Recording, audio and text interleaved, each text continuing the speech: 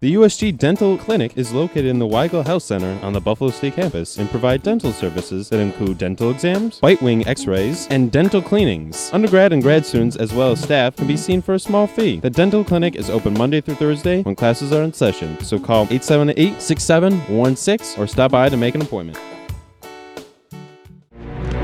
My name is Maximus Decimus Meridius, commander of the armies of the North, general of the Felix Legions, father to a murdered son, husband to a murdered wife, and I will have my vengeance in this life or the next.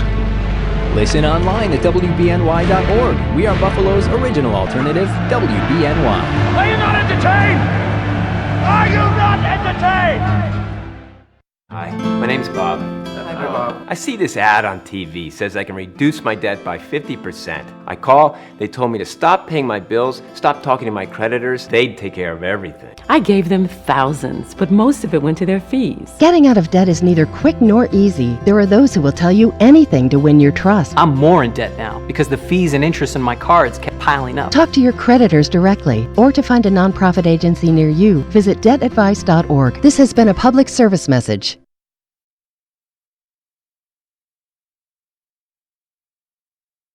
Little ham and eggs coming at you. Hold on, people. Hope they got your griddles. 91.3 FM WBNY, Buffalo's original alternative. Brought to you by the student activity fee here at Buffalo State College. Making music. That's what that is. This is All Talk Monday, WBNY's public affairs programming that airs Monday mornings till midnight. The views expressed in all the various All Talk Monday shows are not necessarily those of WBNY, the United Students Government at Buffalo State, or Buffalo State itself. Due to the opinionated nature of these programs, listener discretion is highly advised. If you have any questions or comments about All Talk Monday, you can direct them to WBNY's All Talk Monday, 1300 Elmwood Avenue, Buffalo, New York, 14222.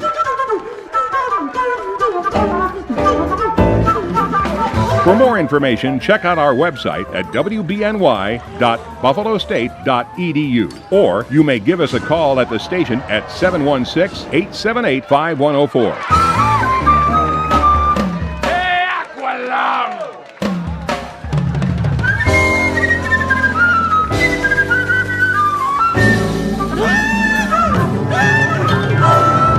And take part in all the various All Talk Monday shows.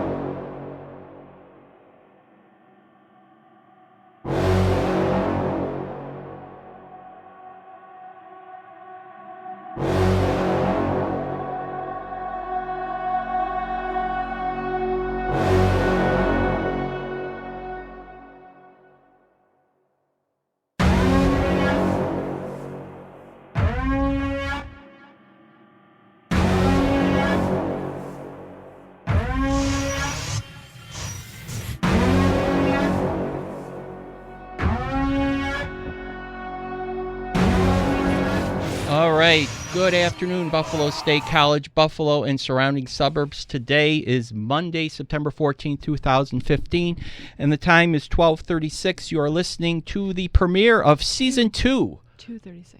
What, say that again? 2:36. What time did I say? 12. 12. Well, that was the old show. Okay, it's 2:36. I'm sorry. 2:36. And you're listening to the premiere of Season 2 of Vantage Point, the weekly 2:30 to 4 p.m. show on 91.3 WBNY FM, dedicated to social and environmental justice issues affecting the people of Western New York, not covered by the mainstream media. I'm your co-host, Jack Knack, also known as the Weather Medic, the Dr. Weather. I am joined today in Studio A by my co-host, WBNY Public Affairs Director, All Talk Monday Coordinator, Jessica Kosick. How are you doing today? I'm doing good. I'm really excited for the Season 2 of this.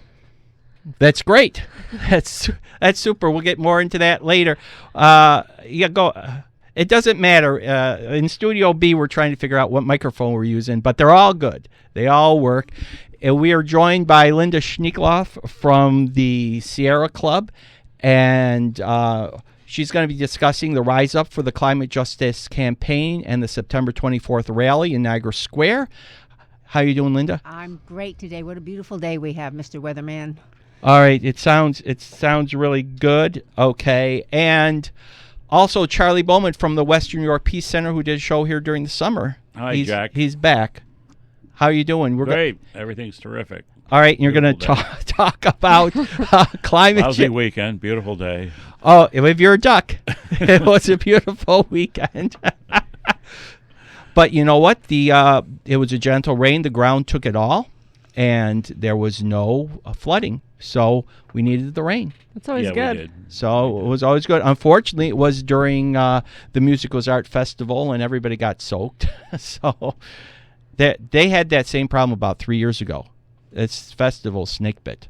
The Music is Art. I was there 3 years ago. We had like 3 inches of rain. I've actually never attended a Music is Art festival. It was a lot of people there. Yep. And fireworks, and at 9 o'clock at night in the rain. It was pretty amazing. Yeah. Yeah. Well, anyhow, Charlie's going to be here talking about climate change and renewable energy. And also, we're going to say it's your show, so the telephone lines are always open on the show. The number to reach us is 878-5104 in the Buffalo, New York metro area, or if listening to us via the web at wbny.buffalostate.edu or on the TuneIn app. The number is area code 716-878-5104. So we're going to get started. I'll get the applause in later because I didn't have time. But Jessica, please tell the listeners what direction we're taking the Vantage Point show for Season 2. All right, so for the first Vantage Point season, it aired, we had about 22 episodes, I believe. We've been progressively moving forward. The first one was just bringing in everybody that I possibly could fit in to talk about anything important around Buffalo, inside the campus. Now that Season 2 is kicking off, I'm trying to get things going a little bit more important. So a lot of things, environmental science, weather-related, things that we don't normally see going on the actual news. Bringing in more people that people really did like Charlie from Western New York Peace. And I'm hoping that we can continue to move progressive and keep picking up the important things that everybody should talk about. And all I have to say to that is we get the applause going. If we could get it going. There we go. Right, that's what we want to do. Okay. So it's going to be a little more upbeat. All right, let's start with some announcements here. And I just want to also say, too, that we want show ideas and comments from you, the public. We want you to know what you think we're doing right, what you think we're doing wrong, what you think we could improve on. The worst thing we don't want to do is waste your time by listening to the show. We want you to get something out of the show, a little bit entertaining, but yet informative. What's going on here around Western New York. So with that in mind, we'll start out with some announcements. And the first one is the Western New York Peace Center membership meeting. That's going to be at 7 o'clock on Wednesday, September 16th. At Canisius College, the Science Hall, that's 2001 Main Street in Buffalo. And the Canisius College campus ministry will join with the Peace Center to welcome and hear Judy Bello. And she's a foreign policy specialist, photojournalist, and media coordinator for the Anti-War Coalition. She will speak on the Iran nuclear deal and the United States conflicted Middle East policy. Yeah, Judy's a terrific person. She lives near Rochester, and she's been to Iraq, Syria, so she's been over there, and she will give a report on that and other things. And she's also a participant in the Hancock Field demonstrations, Hancock Field, Syracuse, New York, where they control drones over Afghanistan from that base. And at the first demonstration where they arrested 38 people for trespassing, quote unquote, holding signs, she was, after the judge found 38 people guilty, she was the first one to be led off to prison around midnight, right after the trial, right after the sentencing. So Judy's a icon in the upstate New York progressive movement here. So that should be a really great event. Okay, and also you're going to have Lou DeJesus, the co-founder of the Buffalo Anti-Racism Coalition and regional coordinator of Save the Kids, will offer Connecting the Dots, U.S. Domestic and Foreign Policy. So there's the two speakers, and that's going to be on Wednesday, September 16th. And then the next night in Buffalo here, you could go and see Zephyr Teach Out, and that's How We Can Take Back Our Democracy. That's going to be Thursday, September 17th, 2015. Doors are going to open at 6:30 p.m. with the program starting at 7 p.m. And this is going to be over at the WNED studios, and that's on Lower Terrace, 140 Lower Terrace in Buffalo, New York, and that's open to the public.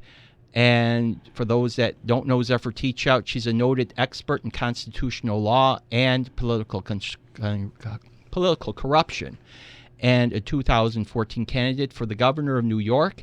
So you come out and hear her thoughts on purging money from politics and empowering ordinary citizens like us to reclaim the representative government we deserve.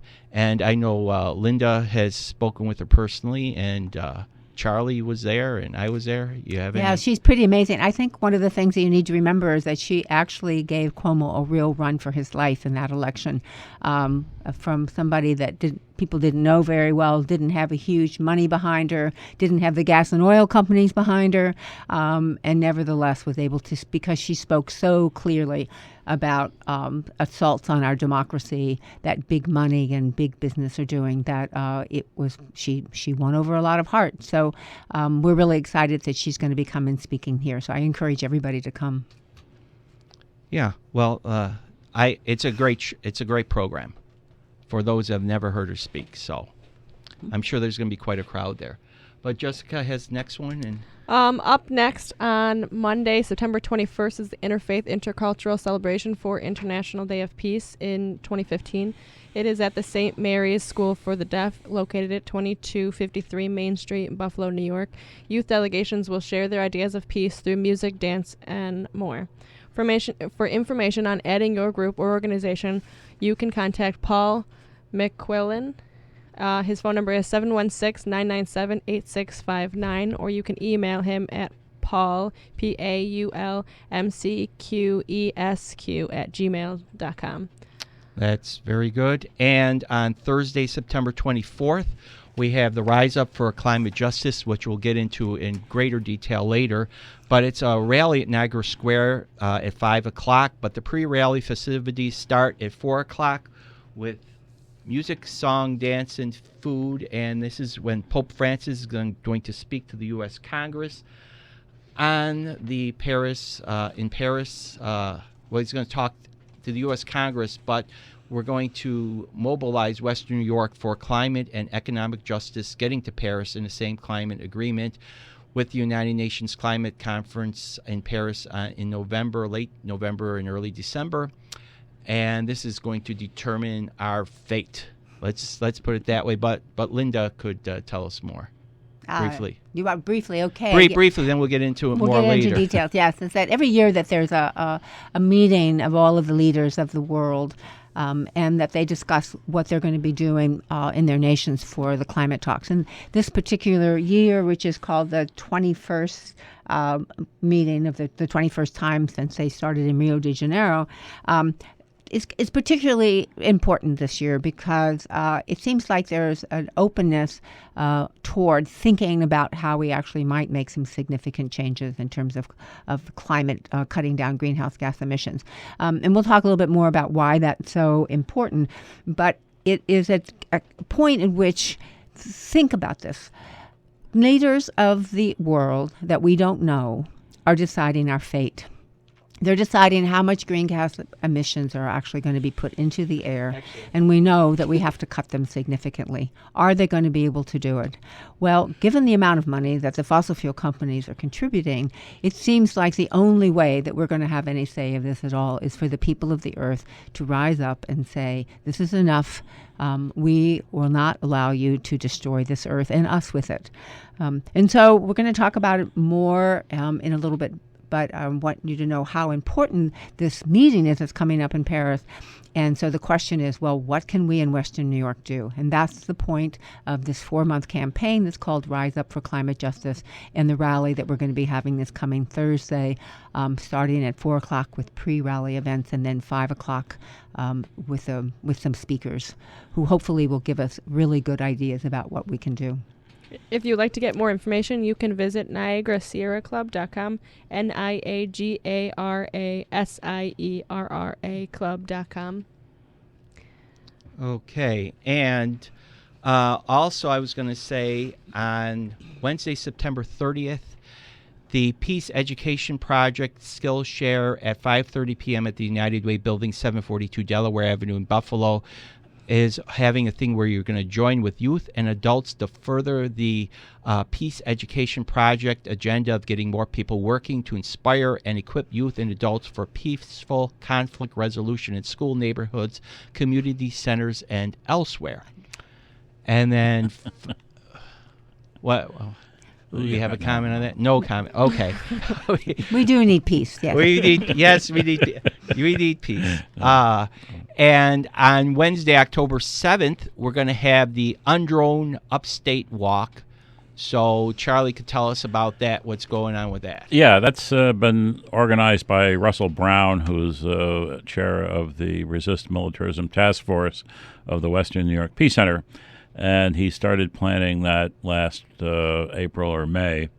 And we now have a route, and we're going to leave downtown Syracuse, New York, on October 7th. And we're going to walk all the way to the air base at Niagara Falls, the drone base that we should refer it to now. It's now an official drone base. And we're going to walk between the two drone bases in upstate New York, and we're going to call attention to the immoral activities going on there, and illegal, in our opinion, where we're executing people overseas from these drone bases. So all this does is increase hatred against the United States, as several generals have pointed out. And increasingly so, I might add. And so we need to change public policy in this regard. And the walk, the undrone upstate New York walk, will attempt to do that, educate people between the two bases, and hopefully change public opinion in doing so. So if you need more information, you can contact Russell Brown at hobadoxa.me.com. That's HOBADOXA at me.com. Or you can email the new head of the Western New York Peace Center, Vicki Ross, at victoryross9@gmail.com. Okay, and we have a save the date. No, Jessica will. Yeah, we have the save the date. Saturday, November 14th, Western New York Peace Center annual dinner. We have Margaret Huang coming. She's Chief of Staff and Deputy Executive Director for Campaigns and Programs of Amnesty International USA. So she's a big shot at the Amnesty International, and she's going to talk about race, and the location for this is to be announced. And you can call the Peace Center at 332-3904 for more information. But we will be broadcasting this in each of the Vantage Point shows, I think, going forward. So stay tuned. Yep, absolutely. And I was just going to say we're going to try to get Mrs. Hong on the air. Yeah, that would be great. She'd be a great guest. Either in the studio live or pre-recorded, so we could play it on the show. Right. See what her thoughts will be. Right. That would be a terrific idea. Yep. Yeah. Yep. So let's, we have a few minutes here. Let's get into the meat of the show. And the meat of the show is this climate change rally coming up here. And what we're going to do is, first of all, I'll give you the phone number, 878-5104, if you have a question or comment. or if you're listening to us on the web at wbny.buffalostate.edu or on TuneIn, the number is area code 716-878-5104. So we're going to talk about the Sierra Club campaign, the Rise Up for Climate Justice. It's a campaign to mobilize Western New York for climate and economic justice, getting ready for the UN Paris Climate Talks November 20th through December 11th, 2015. So we're going to talk about that. Go ahead, Linda. I'm more than happy to talk about that, and thank you for the opportunity, Jack. This campaign will be an attempt to recognize how important it is that everyday people get involved in the climate justice movement. And I often get the question from environmentalists is, well, why is there a justice there? And then I get a question from the justice community is like, well, we're really not interested in climate. Well, what we're here to say is that actually everybody is going to be really seriously impacted by climate. And it turns out that the poor people of the earth, that the people who live in less well-to-do countries, underdeveloped countries, are the ones who are already suffering the most from climate change. And they actually put the least of the the carbon emissions into the air. And so we have to put these two things together. And besides, one has to ask oneself is that the fact that the fossil fuel companies have refused to stop emitting carbon aided and abetted by our governments is actually unfair to you. It's unfair to you personally. It's unfair to your children, to anybody who comes after you. And so the issue of putting climate and justice together is absolutely critical because you can't talk about one without the other. This is not a segment. This is not a part of society. This is something that impacts us all. I have a wonderful quote from Robert Kennedy Jr. He says, "We are engaged in a great civil war." He said, but this time, the conflict involves all the Earth's people. It's not just a battle to protect our waterways, our livelihoods, our property, and our backyards. It's a struggle for our sovereignty, our values, our health, and our lives. It's a battle for dignified, humane, and wholesome communities. It's a struggle to break free of the soft colonialism of carbon's corporate tyranny and create an economic and energy system that is fair, rooted in justice, economic independence, and freedom. So that's what we're talking about, is the fact that if we don't claim our democracy, if we, as Terry Williams says, we don't sing democracy into being every day, it's actually going to go away. And that democracy right now, the battle that's going to make a difference, is that battle over climate change, which, by the way, is already happening. And so what we want to do is to be sure that people pay attention, that we're really looking at this. The reason we got started at this for this particular moment was partly the Paris peace talks, but also I'm sure that almost everybody in Western New York is aware that Pope Francis has come out with what's an encyclical, which is like a doctrine piece, but not infallible doctrine. But he's come out with something where he said, Laudato Si is the name of it, and it's for care of our common home. Our common home is the earth. And he has a whole series of things that he talks about in that. One, pretty clearly, that the poor are hurt the most by climate change. And that's why justice is really one of the critical things. And the earth belongs to all of us. It's a common good. It belongs to every single person who is born on this earth and every single being that's born on this earth, that it belongs to all of us. And no one has the right to take it away from us. So the Pope himself has been incredibly thoughtful about the whole thing. And he says that actually the things that we call resources are actually gifts, and that we should be standing together to take care of these gifts and take care of the poor. So what does this mean for Western New York? Well, actually, it's very interesting because we live in a sweet spot on the face of the earth. Well, you better believe it. We live at, I'll let, go ahead, medic, weather medic. No, well, all right. I'll talk a minute, then I have to go into a break here in a minute. But with our positioning with the Great Lakes and where we are the least affected area in the entire world to climate change. So we do not see it here. We will be the last ones to see it. And that's a tremendous advantage for us. Isn't that amazing? I mean, you think about it. It's like if you look at the 2014, temperatures all across the globe, everything is orange and red and all of these yellow colors.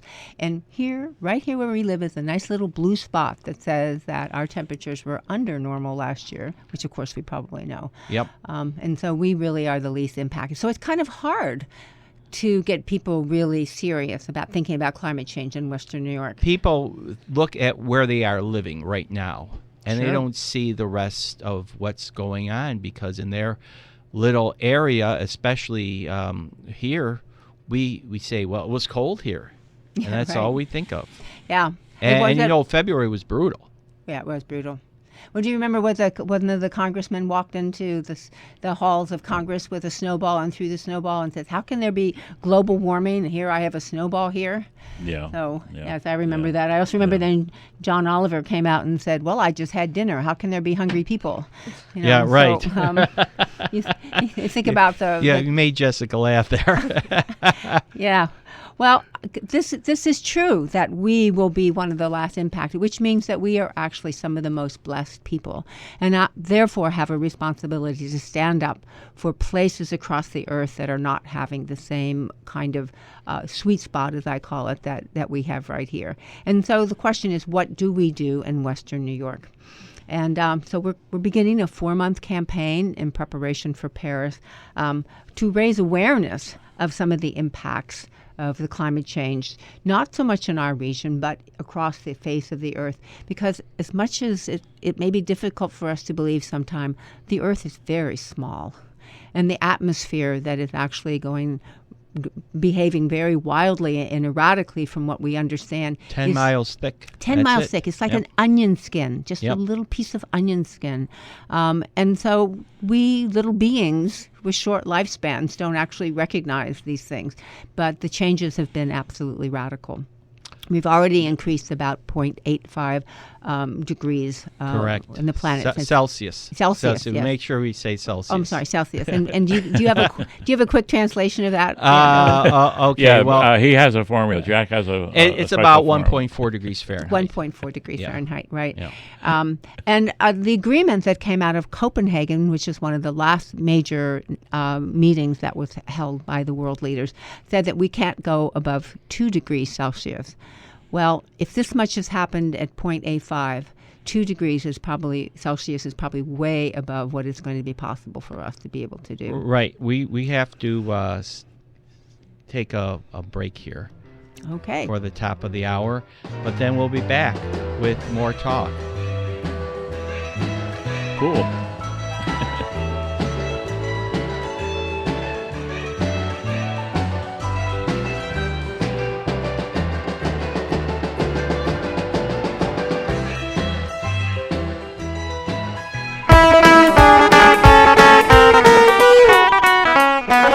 Well, cats like us is the place to go.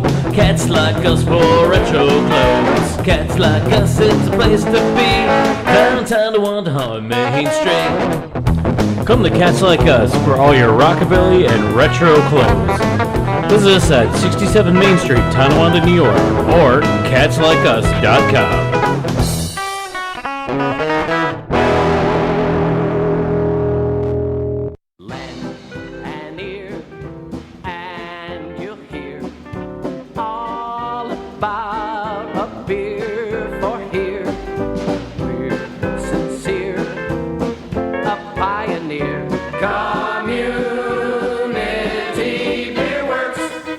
Located at 15 Lafayette Avenue, Community Beer Works fills growlers 3 to 7 p.m. Thursdays and Fridays, and at Bidwell's Farmers Market on Saturdays. For more information, go to communitybeerworks.com. Cheers! So here's 3 cheers for local beers. Beer, beer, beer, Community Beer Works.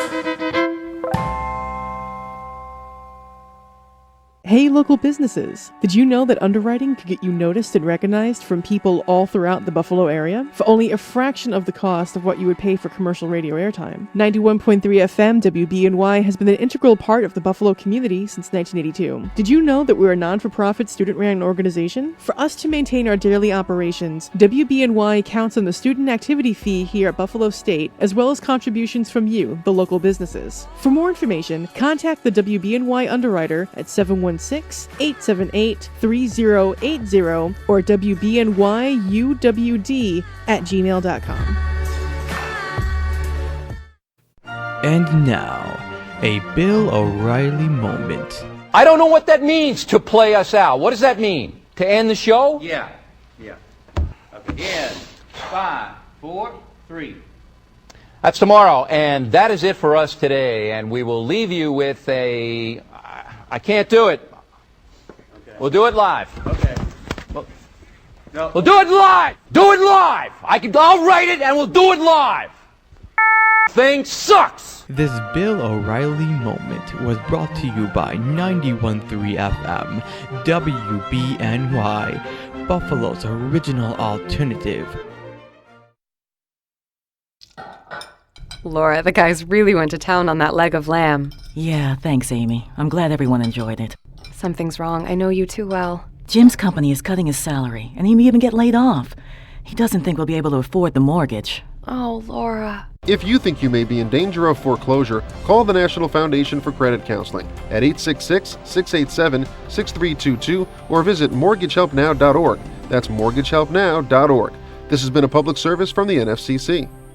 91.3 FM WBNY, Buffalo's original alternative. Brought to you by the Student Activity Fee here at Buffalo State College. This is All Talk Monday, WBNY's public affairs programming that airs Monday mornings till midnight. The views expressed in all the various All Talk Monday shows are not necessarily those of WBNY, the United Students Government at Buffalo State, or Buffalo State itself. Due to the opinionated nature of these programs, listener discretion is highly advised. If you have any questions or comments about All Talk Monday, you can direct them to WBNY's All Talk Monday, 1300 Elmwood Avenue, Buffalo, New York, 14222. For more information, check out our website at wbny.buffalostate.edu, or you may give us a call at the station at 716-878-5104 and take part in all the various All Talk Monday shows. All right, currently we're at 69 degrees under a few clouds in Buffalo, humidity 44%. Winds are southwest at 20, gusting to 28. We have a comfortable dew point of 46 and the visibility 10 miles. Now, the weather for the rest of the week, it's going to be sunny, no rain until Saturday. So sunny and dry till Saturday. Temperatures are going to warm up. 76 on Tuesday, getting up to around 79 on Wednesday and Thursday, and Friday 80 degrees, and lows at night are going to be around 60 degrees. So summer is going to return for this week, so enjoy it. And for the weekend, chance of thunderstorms on Saturday, about a quarter inch of rain, 74, but then mostly sunny and 71 back on Sunday. So that's the brief look at the weather forecast right now. Under a few clouds, we're at 69 degrees, 21 Celsius at the airport.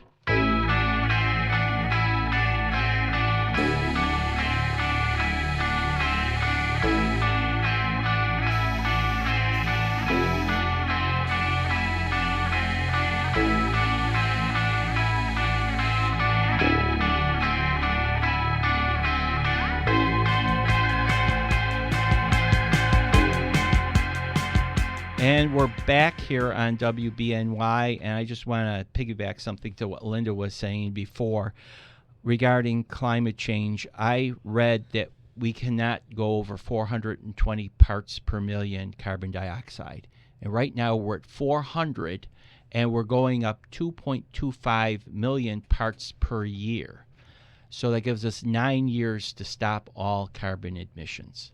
So that's just telling us how in bad a shape we are. But go ahead, Linda. I hate to spoil your train of thought. My train of thought, because actually things are very, very serious. And as we mentioned, it's a little bit difficult for those of us in Western New York to recognize it. But what we want to do is we want to call on the President of the United States to lead the world to a universal, legally binding agreement to cut greenhouse gases, and also to use his office to mobilize public support for climate justice. And there's very specific some figures that will actually direct it toward the 2 degrees, and we can talk about whether that's going to be sufficient. But right now we're calling for a 40% reduction by 2025. Which is actually more than 9 years. So we should be down to zero if you think about it. 60% by 2030 and 85% by 2050. Now, these are conservative figures, but ones I think that are more likely to have people sign on to and agree to. So we're calling on him. We're asking our elected officials to call on the president to do this because they have more access than we do, and so we can send thousands of letters from Western New York, which would have an impact. But we also think it's very important for the elected officials to do it. But my question is, why can't the president right now make a goodwill gesture? And the goodwill gesture would be, before these climate change talks, say, like President, I forgot the guy's name, in World War II. Roosevelt. Was Roosevelt, yes. President Roosevelt in World War II, he said, in a year, we're going to take all of Detroit, and instead of making cars, we're going to make tanks. Why can't we say in a year, we're going to have no more fossil fuel burning cars, make them all electric? Well, he probably could say that. As a gesture. And why can't he say, I know people are going to roast me for this, but let's go and say, let's give everybody 1 tank of gas a month and ration gas. That will cut our emissions 60-70% right off the bat. It would encourage carpooling. It would encourage.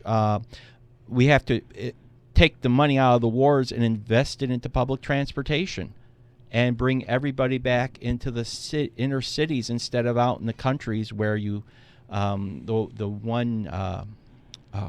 one region forward idea of where we're moving out to the country, then the mall has to move out with us to the country. Right. Sprawl is one of the very, very serious issues. And there is a whole campaign about treating climate change as a war effort. And I think there's some interesting things online if you're interested in looking at that. And I think that the reason that he probably doesn't say that, and what do I know? I never had a conversation with him before. But neither have I. 56%. I'd love to get him on the show, though. I've actually written letters to his wife about things before. But anyway, but she's never answered either. But 56% of our Congress are climate deniers. And if anything is going to be happening, that means that they've been elected by the people, right? And so if anything is going to happen, there's going to have to be some kind of steps along the way. Now, one of the things that I think is interesting is a question of strategy. Do we ask for all or nothing now? And the reason that I'm saying this is that it's quite interesting that over the last few years, we have done so much more than we had anticipated. Climate change is moving at a rapid pace, much more serious than the international panel had predicted. So they were wrong in a way, just like the right wing says. The problem is that they were wrong in the wrong way. Yes. That is going much faster. And yet, on the other hand, if you think about the technologies for solar and wind and geothermal, what's happening is they are advancing so fast that solar has dropped so far in price right now that they had predicted that it would be until 2025 before solar came to this particular price. And it's here now. Next year in China, they're going to be putting in 18 gigawatts of renewable energy. And that's as much as the United States has in the entire country. And so all of a sudden, we're seeing this like exponential wave of change going on. So the issue would be is that, are you using a strategy that you're going to say, okay, we're asking for this reduction right now, and what's going to happen is we're going to find out that even market forces are going to be increasing us to go much, much faster than what these things are doing. And in the meantime, maybe we can elect some sensible people, into our congressional, into Congress, who might be able to to take care of this, because the United States is the only country that has an organized political party made up of people who don't believe in climate change. I mean, think about that. Across the world, we are the only ones that actually have this particular thing. And it seems like the whole world is tiptoeing around the United States, trying to sneak in address to climate change behind our backs, because we seem to be totally unwilling to be able to take any part action. of the problem in the United States here is, I call it, we have the four-party system. And I'll explain that. You have, I'm getting weird looks. You have the president, who's the executive branch. You have the Congress, which is the legislative, and the Supreme Court, which is the enforcement. While the fourth branch is the lobbyists that are paying everybody to do what they want. And I call that the fourth branch of government, all the money coming in to these elections. Well, let me just reinforce that a minute, because that's really interesting. And talking about, we're talking about, I think it was $9 billion going into the presidential election they were talking about, and $1 billion's coming from the Koch brothers alone.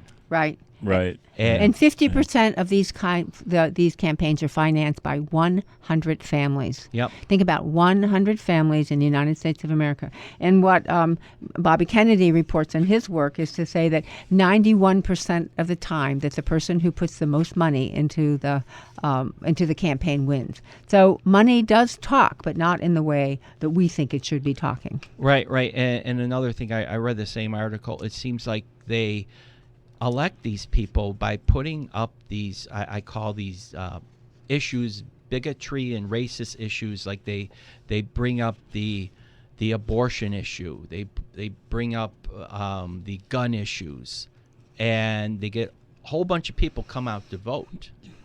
And they call them wedge issues. They put these issues so that you don't realize that you're actually voting against your own interests. Right. Yeah, exactly. And I remember being at a labor meeting where the head of the United Steelworkers came up and said, "Don't let them deceive you into thinking that they're on your side. They are not with you. They are against you."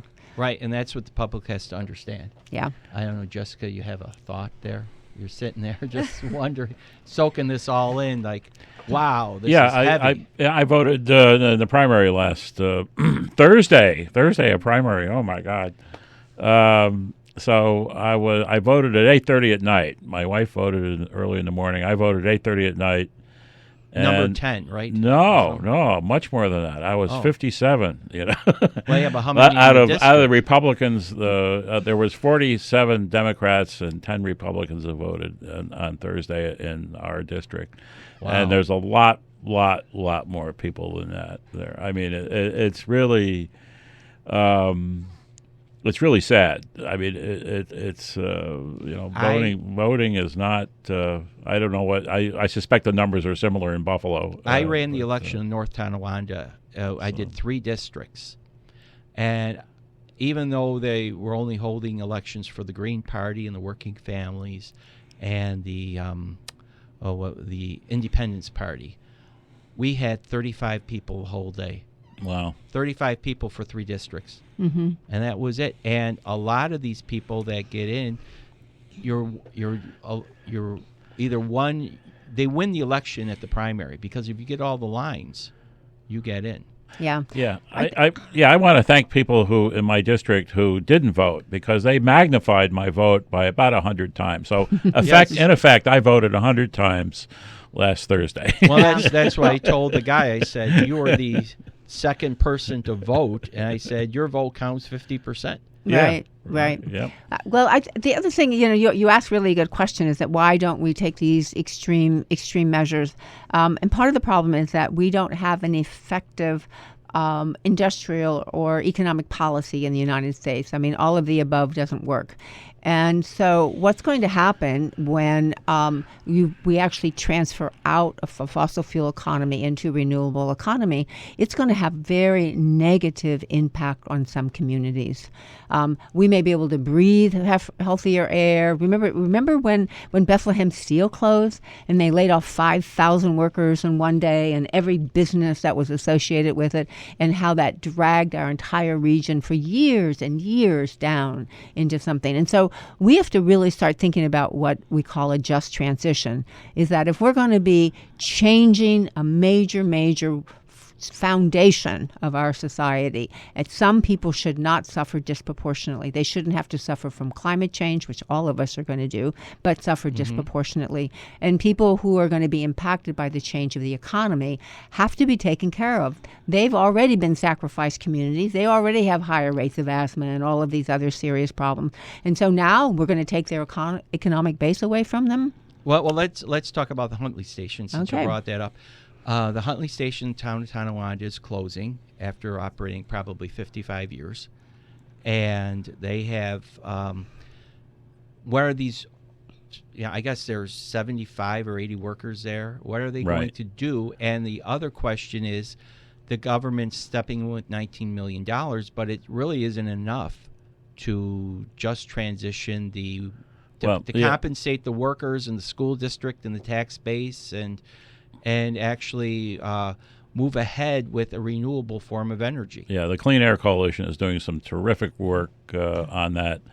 And I went to a meeting here last week, and they summarized what's going to happen. The state is now doing what's called a reliability study. In other words, if Huntley closes, what happens to the grid?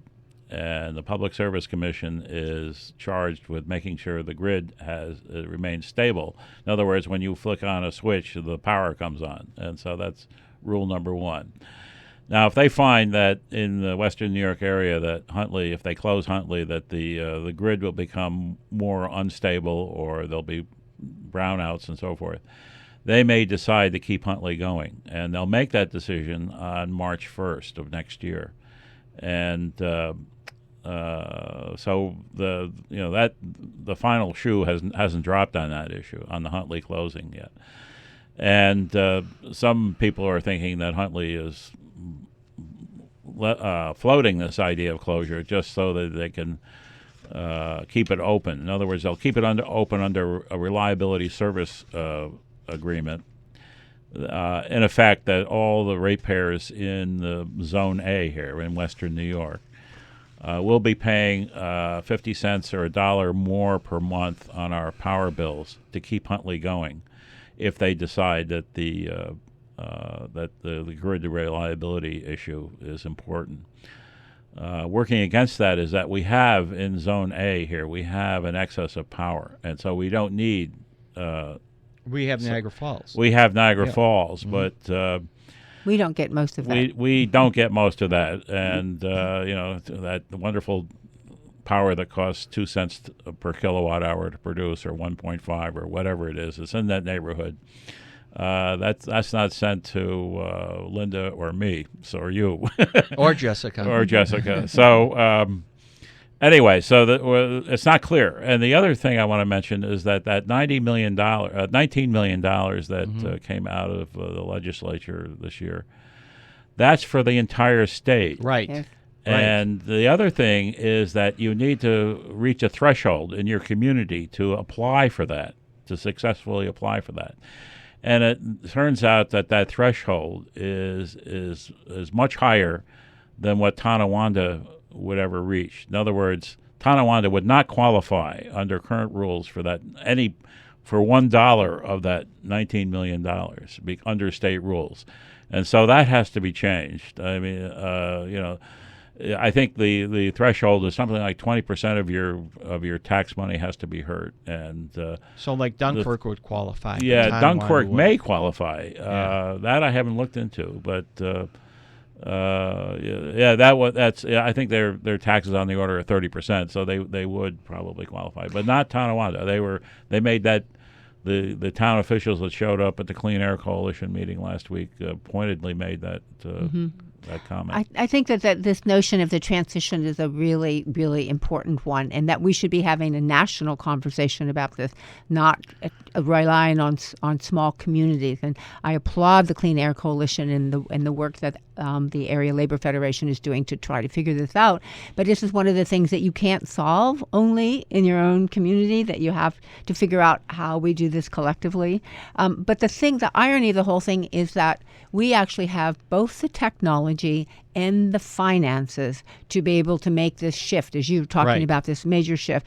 Is that the International Monetary Fund just came out with a report that says global energy subsidies amount to $5 trillion annually, and with the U.S. providing $700 billion in subsidies to big oil. Right. So we are subsidizing. We are big subsidizing oil. the largest Yep. companies on this earth. That money, if we stop subsidizing the oil companies, could definitely be used to help communities transition and to move us into this energy thing. Again, is that we come across the Congress of the United States of America, who's making these particular decisions, that to say no, they're fighting the EPA coal standards, which is great that the president put this out through the Environmental Protection Agency, but it's a very, very small thing because it only deals with coal plants. So, what about the gas plants? What about fracking? What about, you just go down the list of all of these other Well, I was areas. gonna say too, regarding the subsidies. Does that $700 billion, does that even consider the amount of money they pay for the U.S. Navy to patrol the Persian Gulf, or is that in addition? No. That it comes out of a separate pile of money. That's So it's entirely even separate worse from than the $700 billion. Right. We have an aircraft carrier and group stationed in the Persian Gulf since 1990. So it's continuous deployment. And in order to do that, we need 11 aircraft carriers because you're training some are undergoing repair and so forth. But to keep one there, you need 11 aircraft carriers, which we do have. And if you want to talk about a waste of money, just the fuel cost for a manned aircraft to bomb a mud shack in Afghanistan, just for the money, just for the fuel, for the pilot training and so forth, is on the order of $10 million for each mud shack that we destroyed over there. So this is that was analysis done by a commander in the U.S. Navy that he published. So it's not the Western Europe. So really, Center. we could save all this money by just transitioning to renewables. Yeah, I mean, if we closed all our foreign bases, we have 800 foreign bases. So it cost $80 to $100 billion annually.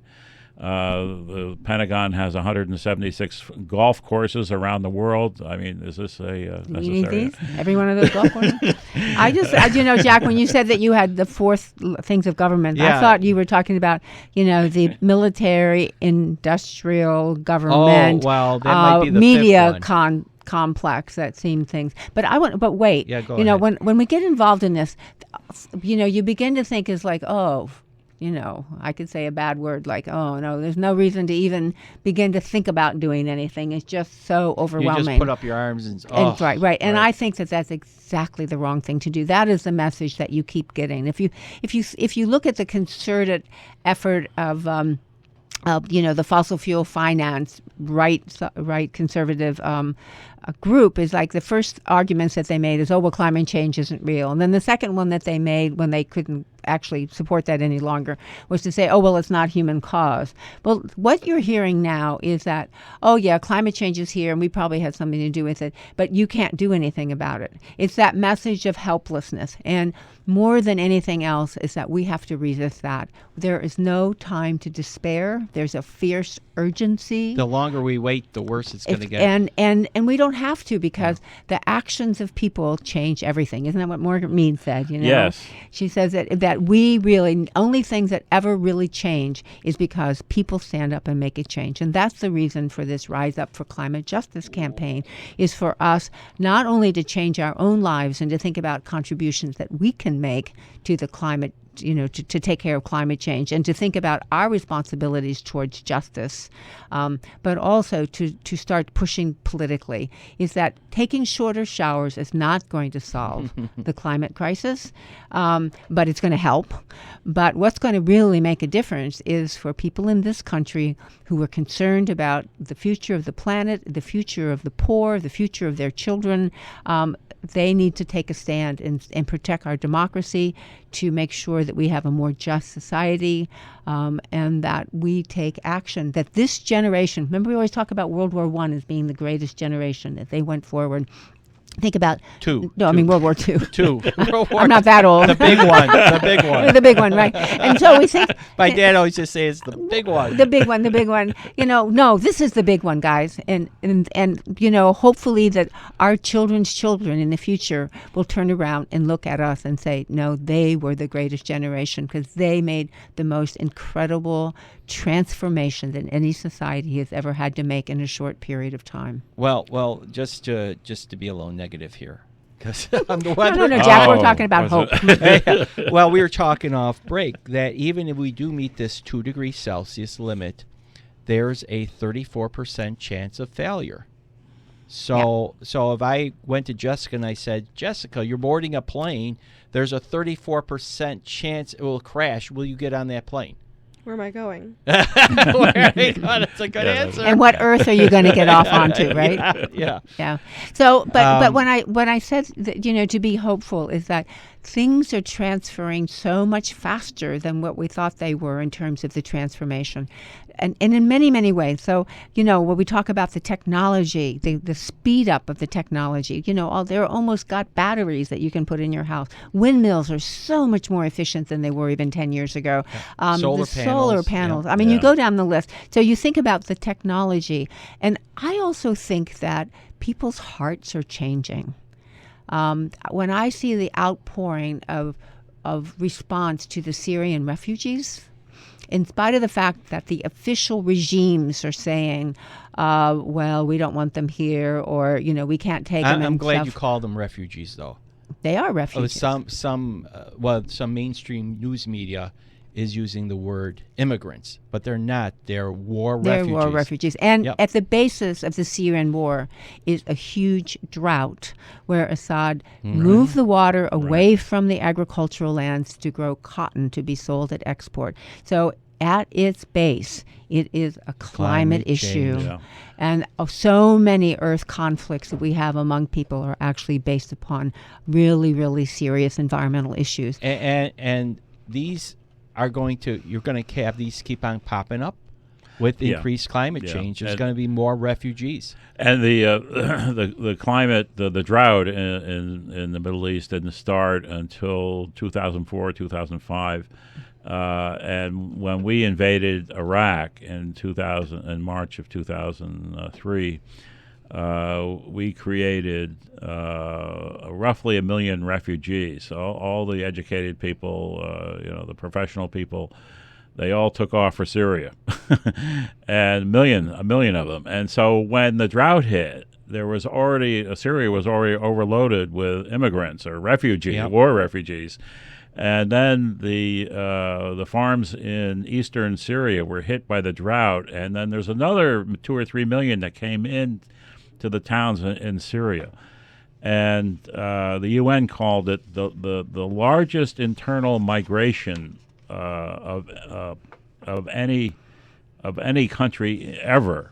And so this was an enormous stress on the cities on the Mediterranean cities of Syria, and Assad didn't distribute the water correctly, as Linda said. I mean, he awarded well drilling permits, provided you practice the correct religion. So this is not a peacemaking way to decide things. So, anyways, so it was we have to be careful when we call for our next war here in the United States. I mean, we're going to create refugees, and the climate the floods and so forth that are, the islands that are going to disappear are going to create an enormous refugee problem. And this, so the term climate refugee will be going forward, we're going to hear that a lot more. Yeah, I just want to build on that because we haven't seen anything yet. If we start to, the Antarctica starts to melt and the oceans start to rise. Right. And so, we're going to have to open up our hearts and open up our lands to people from all over. But it doesn't do any good just to be generous. It's like pouring water into a bucket. What we need to do is to stop the leak in the bucket. Now, Yep. It's not going to, it's like if we stop doing carbon tomorrow or all of these greenhouse gases, we're going to have a long time to get over this. And, Jack, you're the weatherman. You know this probably more than any of us. Once you stop the gases, you still have the gases that are going to take a long time to decompose. Well, the ocean takes up half of the CO2, and that comes out of the ocean very, very, very, very, very slowly. Yep. So if we drop down to 350 parts per million in the atmosphere tomorrow, magically, we're still looking at hundreds and hundreds of years for that to come out of the ocean. So, but we need to begin that process. I mean, I don't want to. We need to stop putting excess carbon in the atmosphere. That's the key. So, yes. What I was going to do was I was going to get to the climate justice pledge here, the pledge that you're promoting. Okay. Right. And it's where the climate crisis, a grave threat to life on Earth, is a paramount moral imperative of our time. And then it goes on to say, whereas climate change is already causing severe stress on life across the globe, such as intense storms, extreme heat, extinction, floods, droughts, crop failures, disease, water, and food shortages. Whereas the climate crisis is a moral crisis that requires, as Pope Francis said, justice for the earth and for the poor. And Jessica's gonna read more here. Whereas the climate crisis is caused by the rapid increase of greenhouse gases through the burning of fossil fuels, whereas there is a fierce urgency to act as Martin Luther King Jr. warned us, and there is such a thing as being too late. Now, therefore, we, the citizens of Western New York, call the President of the United States to lead the world to universal, legally binding agreement to cut greenhouse gases at the 2015 Paris Climate Conference, and to use the power of his offices to mobilize public support for climate justice. We call for 40% reductions by 2025, 60% by 2030, and 85% reductions by 2050, People's Climate Covenant. Now, therefore, we can all on all of our elected and civic leaders to advance the energy transitions to renewables through policies and practices, and to ensure that the transition is democratic and justice. Now, therefore, we pledge to take action on climate to protect the earth, our common home, to ensure a sustainable, just world for ourselves and all future generations.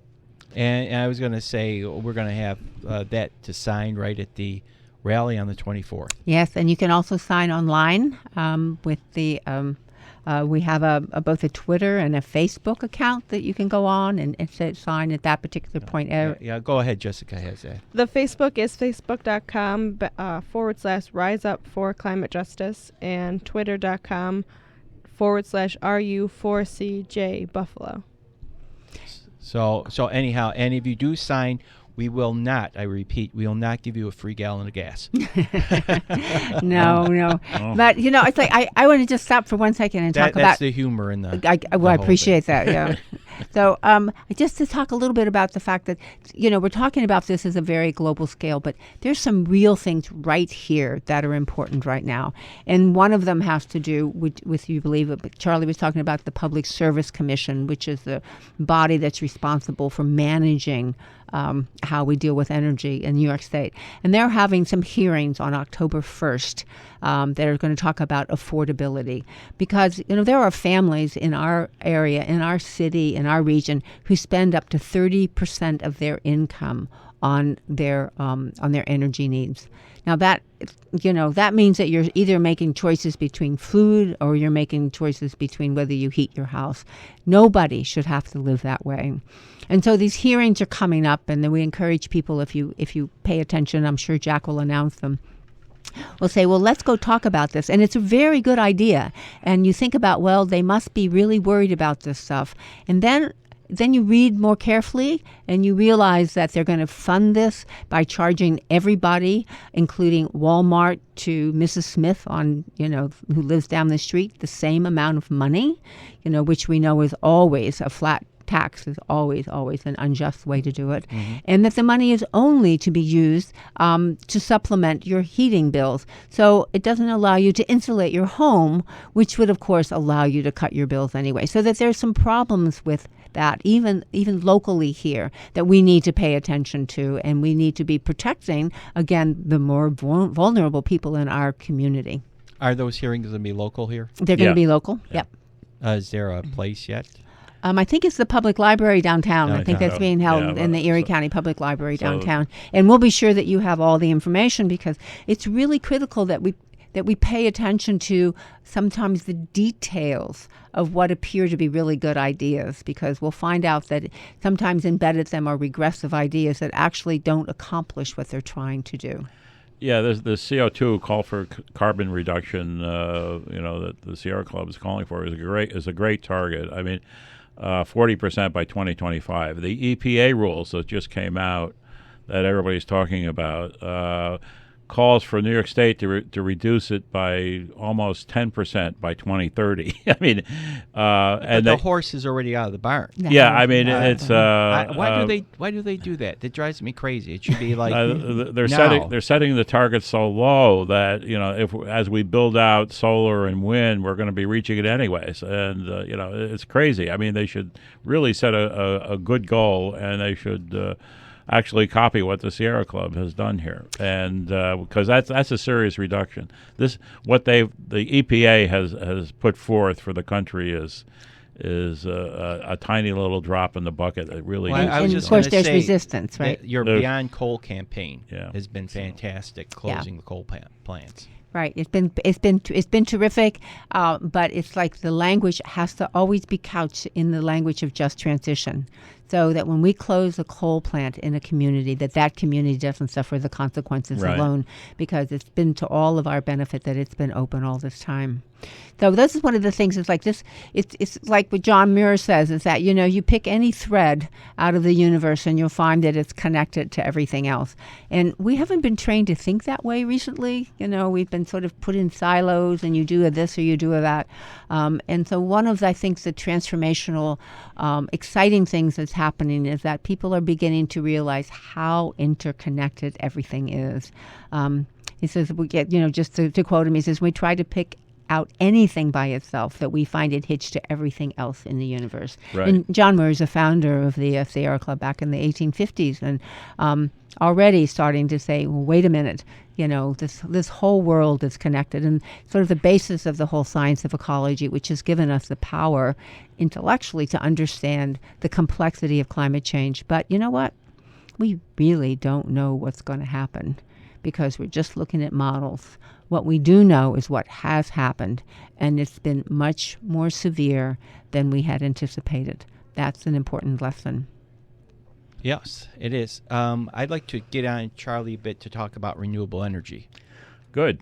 Yes, let's we need it. Let's do something positive with renewable energy, and let's talk about the Howard Jacobson plan, and tell people what that's about. Yeah, Jacobson in 2013, 2.5 years ago, put forth a plan for New York State to be to generate all its electricity from renewables by 2030. 15 years from now, and it was widely criticized and but widely discussed, and but that's a target that we should be going for, and we may not make it, but we should be going. The train the train should be going in that direction, and surprisingly, it is, because of the as Linda mentioned, the cost of solar has dropped much more than anybody ever predicted. And so he has a particular plan, a mix of wind and solar and geothermal and tidal and wave. The bulk of that is divided between solar and wind, and he calls for a bunch of offshore wind farms off of Long Island, which the wind is always blowing there. And there was a study there too that if they position the windmills the right way, they think they could, and they have enough of them, they could reduce a potential hurricane by 1 category. Right. Lower. The number of windmills it requires to do that are stupendously large, but it's true. I mean, if you do that, it'll be like a speed bump before it hits the yeah, wind. right. That's and I also think it's so interesting. And when the same Jacobson did the study worldwide, they said something like you needed 13 million windmills across the world, and everybody's scratching their head. But then he reminded us that every year the Earth on this planet that we make 78 million cars and trucks. So we certainly ought to be able to make 13 million windmills. Yeah, exactly. True. We should turn our fossil fuel burning automobile plants over to windmills. So, I mean, it's we need to be doing this. And so he started the conversation, and wonderfully so, and he continues to do that. And he has a plan now for all 50 states. You can go online, you go to the solutionsproject.org. You'll find details for all for each of the 50 states. And we need to be doing that. And the cost of doing this for New York State is an enormously wealthy state. It's probably, I would argue, more wealthy than California in certain ways. In many ways, I would say, now that they're experiencing a drought. But New York State has an enormous wealth on Wall Street, and if they placed a tax on stock transfer tax, which they got rid of. Which no, actually they do. They do collect it, and they send it right back. But then Cuomo, when Goldman Sachs fills out a 1-page tax form, which I have a copy of, fills out 4 lines on that, they get millions of dollars back every quarter on that. So right. But my thing is, didn't they? Last year, didn't Cuomo stop that? No, he tried to. There was a bill, and the Democrats thankfully fought back on that, and it's still so the stock transfer tax is still law, thank God.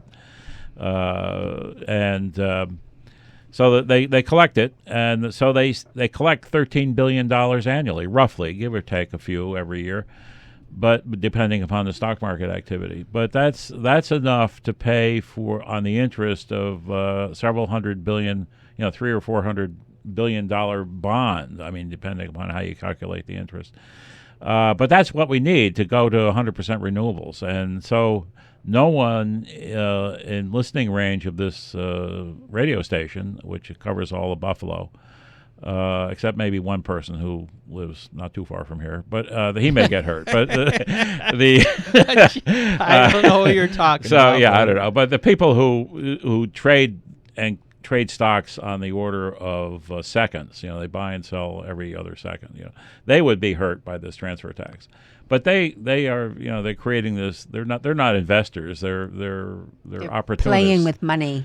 It's not. My grandfather bought GE stock in 1928. And he passed it down to his son, and I got a few shares left now. But anyways, it's that's an investment, and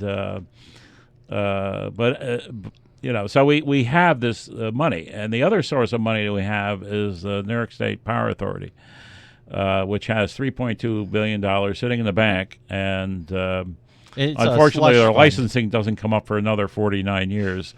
So we need Governor Cuomo to knock heads on that, on their board of directors, and say we need to be financing some, we need to be having just transition. They could easily fund just transition, making sure the workers are fully trained for other jobs.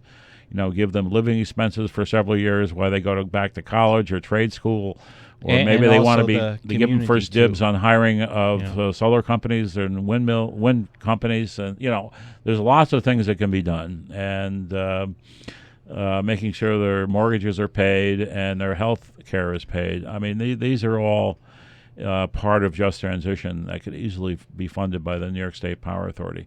But anyways, we need to, what I want is the Public Service Commission to hold hearings on the particular mix of wind and solar and geothermal and wave that New York State should be having. There's serious debate about that mix. Some people think that we should have a lot more wind because it's cheaper, which is true.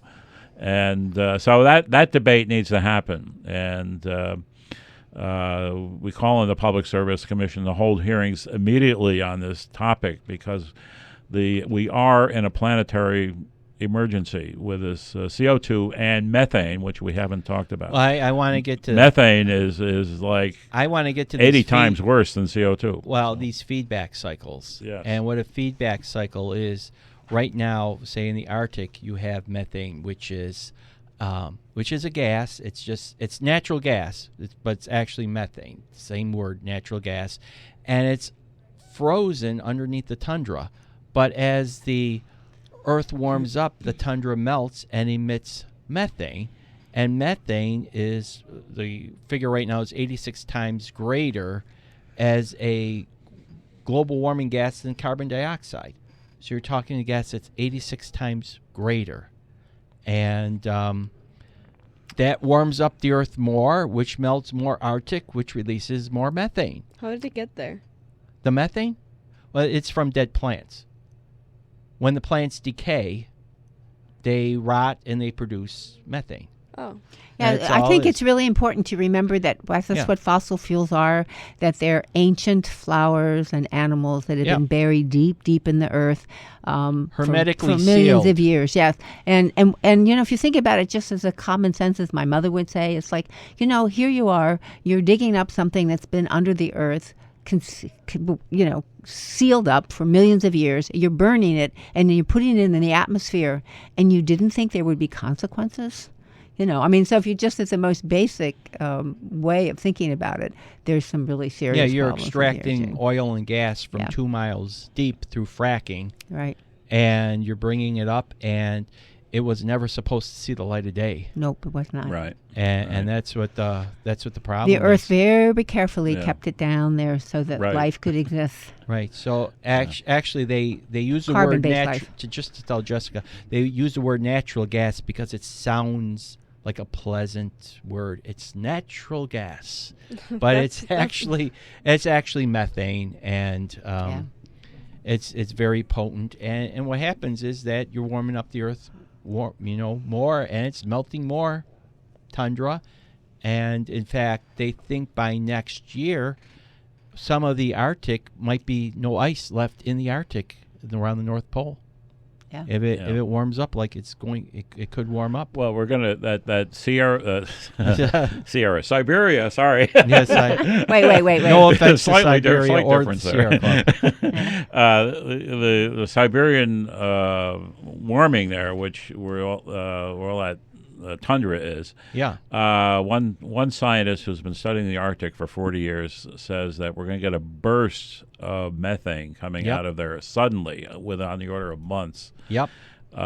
Which is going to spew methane. It's going to be pure methane, and the amount of global warming coming out will be immense. So we could have a sudden. It's a trigger. Which will perhaps force us over the tripping point, which we haven't discussed yet today. But in other words, we can't. It would then we would lose the Arctic permanently, and that would change the ocean currents in bad ways. There go the rest of the polar bears. No, that's it. Polar bears are bye-bye, right, under those conditions. Yep. So unless it's one that we have in like a zoo. Yeah, that's exactly right. Good. Yeah, the gene pool will be what's left. It's very interesting to talk about tipping points. And, go ahead. And thinking about, a point of no return is that there are people who argue that actually that this is not a helpful metaphor. Because what we're already into is a situation of risk management. It's like there's not going to be any possibility of saving the earth from climate change. There is a point, as Martin Luther King says, of being too late. I don't think there's any question about that. But it could be that if we thought more about it as kind of managing how we're actually over time going to be addressing this is really, really critical. Because I don't think there's going to be any way, unfortunately, and it really hurts me to say this, that we're going to be able to avoid some very, very serious consequences to some people on the earth. If you even think about disease vectors, you start thinking about hunger, and what if California and the West really stops being able to produce food? Well, it could happen within the next year or two. It could well. The aquifers are almost completely dry. Mm-hmm. They're not getting the rainfall. Right, and so there will be amazing, very, very serious devastation. And so so people like Noam Chomsky turn around and say, well, this, we could easily slip into kind of a fascism, tyranny kind of a situation, or people could decide, no, this is what it means to be human, and that we're going to not only care for our common home, but we're going to care for the people who live in our common home, and that we can actually transform things. In other words, this energy transformation could be a way to reinfuse the world with democracy, and get rid of some of the oligarchy and the wealth and the lack of distribution that's been going on right now. Right. And so when we talk about climate justice, we're not talking about even justice in trying to right wrongs, but justice in trying to create a society in which we share, in which we start with gratitude, that we realize that nothing that we have or nothing that we are is not a gift from this earth. What is your body is like 90% filled with organisms that are not your DNA. It's like you are an organized, mass of super organisms. Right. It's like, but all the air you breathe, the water you drink, the food you eat, it's all a gift. Every single thing. That's Haudenosaunee, who have the prayer of thanksgiving every day, who thank Brother Sun and Sister Moon and thank the waters, and St. Francis of Assisi, who also talks about all of these wonderful, wonderful gifts. If our society, instead of feeling deprived, and most people do feel deprived for some reason, here we are, the wealthiest people on the face of the earth, probably through history, turned around and decided that we should be filled with gratitude every day, that has amazing transformative power in how we deal with each other. So one way of thinking about justice and mercy, as the Pope talks about it, is to recognize that everything that we have, our very being, is a gift, and we should be grateful. Well, that's a wonderful way, because I've got to wrap up here. Yeah, well, it's the time is flying. It's almost 3:54, and I just want some last comments on the climate rally to tell people it's September 24th. Well, we really, really hope that people come, because a lot of people. If a lot of people could come for when the Bills go to the Super Bowl, yeah, a lot of people could come, and that was in January. A lot of people could come for a rally in September. I hope so, because if our elected officials will be able to go forward with confidence, if they feel like we've got their backs, that we're standing with them. I think that reason is very, very important. And for the next 3 months, we're going to be having a whole series of events and things happening, which are going to be about trying to push for this climate justice issue before the Paris hearings. And so we really hope that everybody can come and participate. We're actually even building a machine we call it the Sanity Machine, that we can put people like the Koch brothers in, and it will actually transform their brains. And so if you have any questions about climate change, you can come and go to the Sanity Machine, a little bit like the Sneetches and their stars, and we'll be able to transform you. So if you have a friend that needs to be put in our machine, please bring them along, because we plan to have a little fun with it, but it's also very serious. It's about life. Absolutely, it's about the children and the next generation. We can't be the generation that screws up everything for any other future generations. Yeah. That's true. I mean, we should remember, the little things that we do every day have consequences. I mean, I'm proud of myself. This weekend, I bought 2 100-watt LED bulbs, and I replaced 2 CFL bulbs, and the one of them which was burned out. But you have to dispose of them very carefully. I'll bring those back to the hardware store for proper disposal, and so that's great. I'm going to buy another one next week. Perhaps I have another lamp, and replace my incandescent. And every time I fill up my car with gas, I try to remember that each gallon I buy is going to produce 20 pounds of CO2 in the atmosphere as I drive home from Buffalo State here. So I can't move Buffalo State next door to my house, so I have to do something, and at least I'll remember that I'm about to produce 20 pounds of CO2 to the atmosphere next time I burn my next gallon of gas But you can be careful what you eat and what you plant and all of those other things. There's very, very many ways to address some of the climate change issues. All right. Once again, Jessica, we'll give the website, and then we got to wrap up here. You can look for more information at NiagaraSierraClub.com. Niagara spelled the same, SIERRA Club.com. And if you have any questions, comments, concerns about the show, you can visit Facebook / Western New York Vantage Point, WNY Vantage Point. And I just want to say next week on the show, Sousapalooza is here. So join us next week on Vantage Point, and I just want to sign off for Jessica and for Charlie and Linda. Thank you very much, all. Thank you, Jack, for being on the show. The USG Dental Clinic is located in the Weigel Health Center on the Buffalo State campus and provide dental services that include dental exams, bite wing x-rays, and dental cleanings. Undergrad and grad students as well as staff can be seen for a small fee. The dental clinic is open Monday through Thursday when classes are in session, so call 878-6716 or stop by to make an appointment.